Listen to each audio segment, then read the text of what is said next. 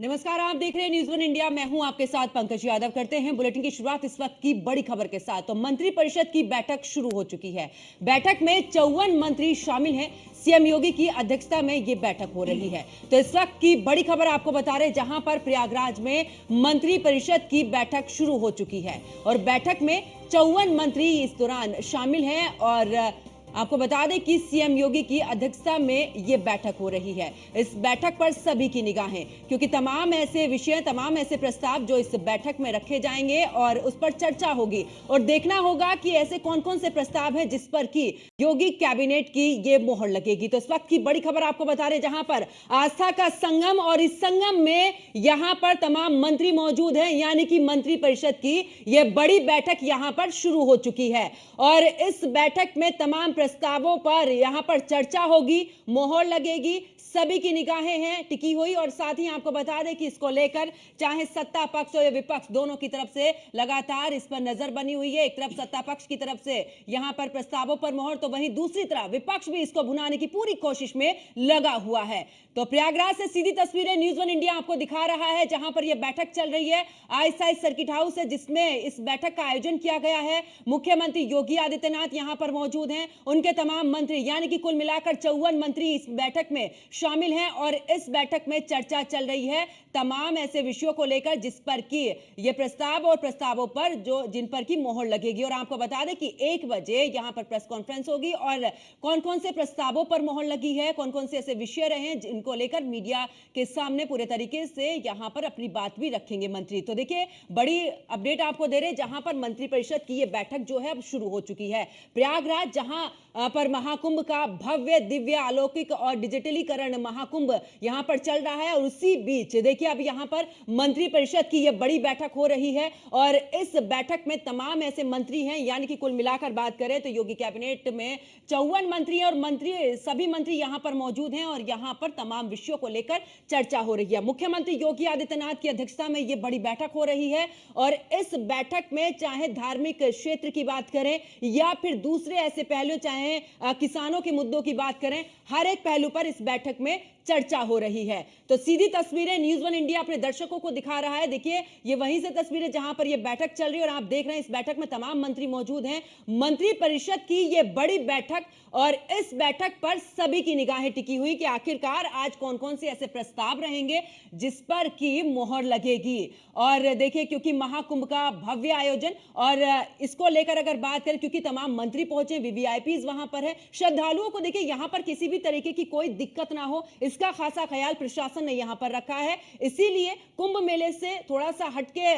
जो अस्थायी circuit house बनाया गया है उसमें यह बैठक हो रही है। और क्योंकि महासंगम और महाकुंभ का यहां पर आयोजन है, तो ऐसे में किसी भी तरीके से कोई भी दिक्कत ना हो, इसका खासा ख्याल यहां पर रखा गया है। तो बैठक में 54 मंत्री शामिल हैं और मुख्यमंत्री योगी आदित्यनाथ की अध्यक्षता में यह बड़ी बैठक हो रही है। और बैठक में देखिए तमाम विषय हैं, यानी कि जो प्रस्ताव है वो रखे जाएंगे, किस कौन कौन से प्रस्ताव पर सबकी सहमति बनती है, इस पर भी सभी की निगाहें बनी हुई है। बड़ी बैठक हो रही है। एक तरफ तो योगी की ये बैठक और दूसरी तरफ विपक्ष में भी हलचल इसको लेकर तेज है। विपक्ष भी तमाम दावे कर रहा है कि यहां पर पॉलिटिकल एजेंडा जो है उसको सेट करने की कोशिश की जा रही है। दूसरी तरफ अगर देखें तो 2027 में जिस तरीके से उत्तर प्रदेश में विधानसभा के चुनाव होने हैं, उसको लेकर भी सभी की निगाहें कि आखिरकार यहां से क्या वो जो रणभूमि है वो तैयार हो रही है, जो पृष्ठभूमि है वो तैयार यहां पर हो रही है। क्योंकि 27 का रण और महाकुंभ में इस तरीके की बैठक का आयोजन वाकई में अपने आप में तमाम मायने यहां पर निकालता है। तो मुख्यमंत्री योगी आदित्यनाथ की अध्यक्षता में यह बैठक, तस्वीरें भी न्यूज़ वन इंडिया अपने दर्शकों को लगातार दिखा रहा है जब से बैठक शुरू हुई है।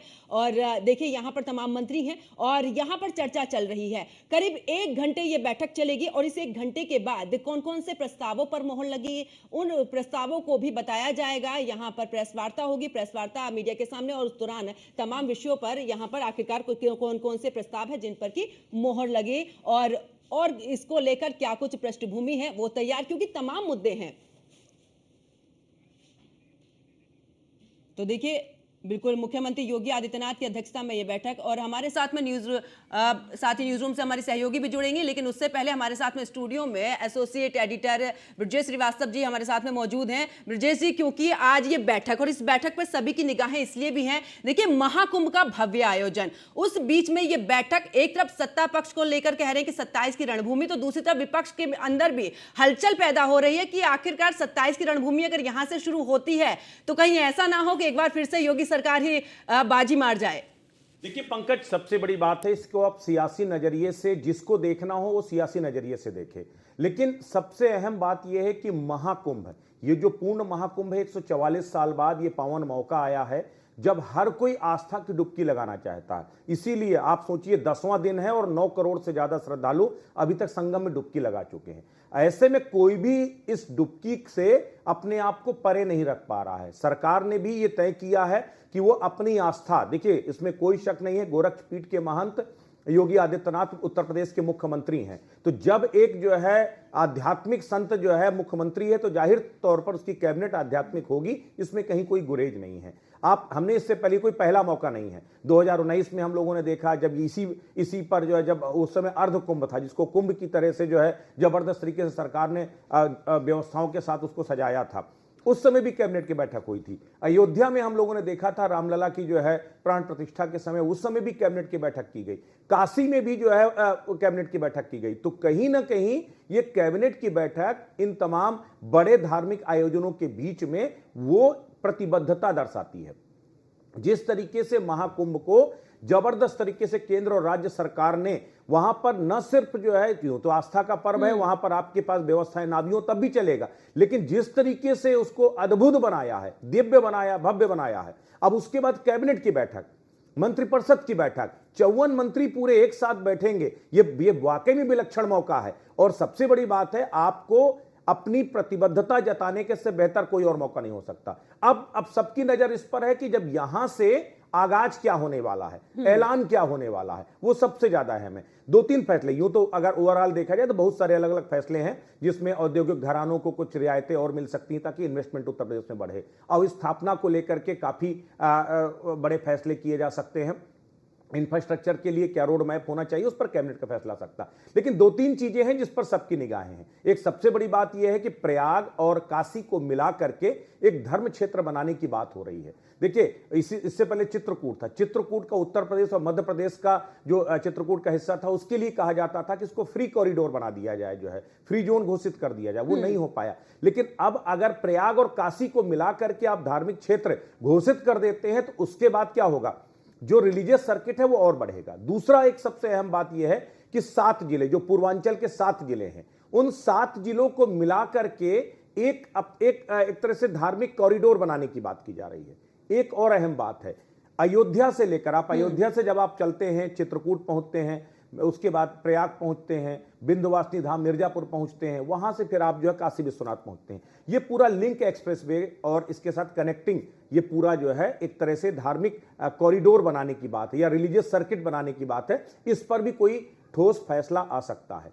एक और अहम बात है कि आप लिंक एक्सप्रेसवे, बुंदेलखंड एक्सप्रेसवे को आगरा एक्सप्रेसवे यानी दिल्ली से प्रयाग तक को जोड़ने के लिए एक बहुत नायाब पहल, इससे पहले 2019 में गंगा एक्सप्रेसवे का ऐलान किया था। इसी कुंभ की धरती से जो है गंगा एक्सप्रेसवे का ऐलान होता, गंगा एक्सप्रेसवे बन गया।